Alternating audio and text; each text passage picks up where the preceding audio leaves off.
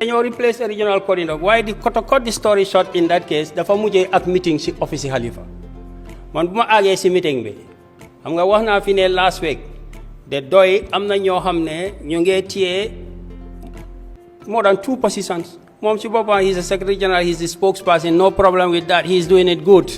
But then there is somebody who is not elected by Congress, he's doing treasurer work, the administrative secretary is resigned, she's doing the same thing, she's doing her normal secretarial work.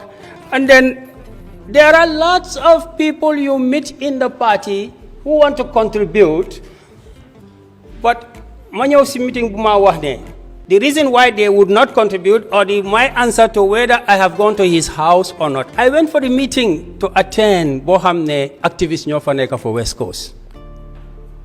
Ma àggee si bunta bi. You know what the secretary told me? What are you looking for? What am I looking for? I didn't endorse Halifa because I want anything. Money or anything or position. But if he has confidence in me and tell me if I win, you will be a minister, and then he tells his secretary, if they come, stop him and ask him, what are you finding here? What will I go back and tell my family? That you gave me money, my family and friends, to go and contest as an MP for this party. But today when I went for the meeting, the secretary of the secretary general, daf ma stop si bunta bi. Munama, where are you going, in a very embarrassing way? Kiman andal, mungi talk fi. Usman, munama, dama ñibi. Munama, way alaji suma ñibe tay duma ñëwaat doy. Man mako tieni, mané ko parti do ko bay ndik nit merlona nga buga bay parti. Duñ dé bay nonu parti. So the systematic humiliation of people just because you disagreed with them is evident. Nakalay ñibe suma kër wala go back to my friends and tell them that party which you give me funds and resources to support me in Nyamina. Today I went for a meeting, just a regional meeting, and then I was chased away by the secretary like a dog. How will I go and take a telephone and say I am going to Halifa's office? After I went into the meeting, you know what I confronted the Honorable with? You know what I confronted him with? He remembers very well. When he told me Central Committee members are not supposed to attend meetings of regional committees. I said, So is that so, Honorable? He said, yes. I said, where is the law? I said, who said that? He said, it's in the DOI Constitution. I said, where is the Constitution? Because the Honorable always comes with all the books. Well, that day he didn't show me. Maybe today he will show me. But then what I am trying to tell you, my mind is that the Honorable comes and make laws and unmake laws at will. You understand, Garvey? So, Chiman, luta mawa lumawa. When Syria make his speech. I agree, Honorable.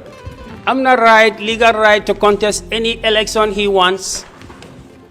He can contest any election he wants. But if the leadership of the party, if the leadership of the party is talking about things which for us inside the party are so irrelevant, they are irrelevant.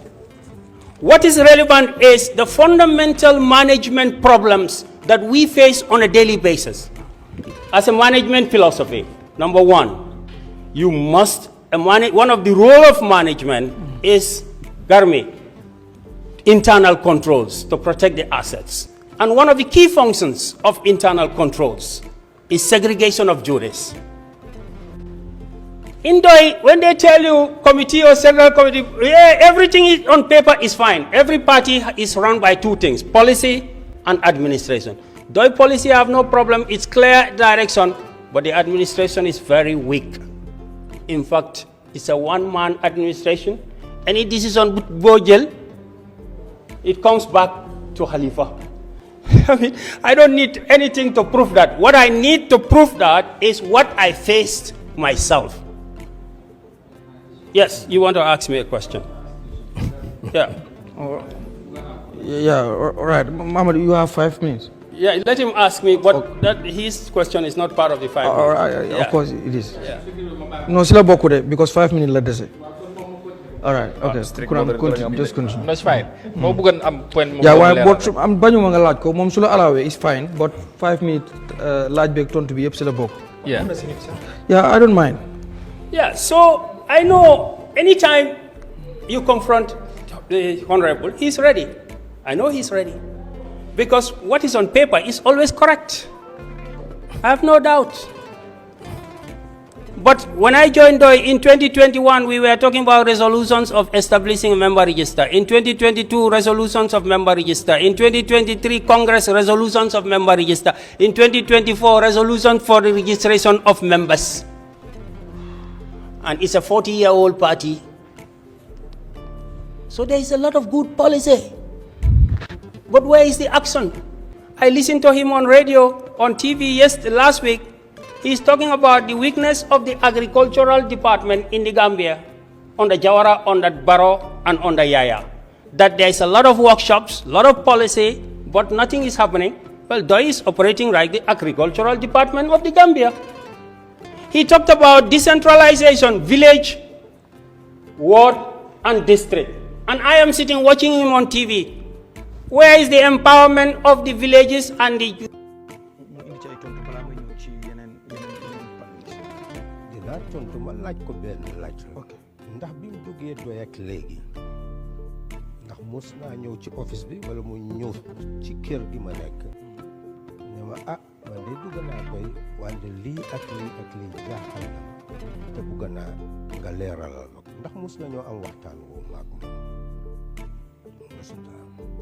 You want me to answer? waaw mun nga ma The question is for me? waaw Yes. Musnanyo ang watan. Watan you bought, sir. Not in your house, in the bureau. ma ne ndax yow kenn waxuma yeneen de yow ndax mus nga ma oolu man maak yow face to face nga ne nangam ak nangam ak nangam pour man ma leeral ko man ma ne loolu musuta ñaari lu yoon laa waxee yow ci téléphone ñaan naa la rek ñaan naa la xam nga kilifa nga te jéemuma laa takk ci dama foog ne laajte la woon waaw moo tax ma laajte la dama bëgg nga tontu ma ci yow mus ngaa ñëw ci man one on one loolu laay wax ne ma ne ñaari yoon laa waxee yow ci téléphone mooy bés bu ma la endorse ak bés bu ma results bi génn Ñaamina East waaw maa ngi wax ne pour déedéet maa ngi wax mbiri ñëw wax ma mbiri DOI ak jafe-jafe ak pour ma leeral are not able to hold even one activity. I participated in 3, I tell you, for the past 3 years of 3 regions. The West Coast is paralyzed. So there is an invisible hand, which is the hand of the Secretary General, that can bring everything to a stop in DOI, no matter what effort you put in it. Danga bay hell nak. Because we don't come to the party to benefit anything from the party. I spoke to welder men who contested as candidates. They tell me how much they suffered. I spoke to teachers who contested for the party. In 2021, or 2022, if all those people come and lay their problems to you, and you said, wow, Dingendega, you will hear from us. Did we hear from you since 2021 up to now, the parliamentary candidates? We did not hear from you, Honorable. But you are saying, did I come to your house to ask you, right, or to put a raise to you? When you created a group, you said you are the parliamentarians. You will hear from us. We didn't hear from you. When you said the nomination of somebody is not correct in the Congress, and then you sit in the Central Committee, you change it. Did the people hear from you that, and then to announce that I have appointed new representatives? Or we have reappointed Aminata and Tex without a Congress? Yeah, because if you can appoint, if you can act, they can act unless they are unqualified. Put them back to the place. That's what people are asking for. Why are we beating about the bush? They went to Congress. The Congress said they should be there. You came back to your office and then a few of you just sit down and say the 300, 500 or so people in the Congress made a wrong decision. So you change it. You could have still brought them back if they are not disqualified and said act until next Congress. Did you do that? You didn't do that.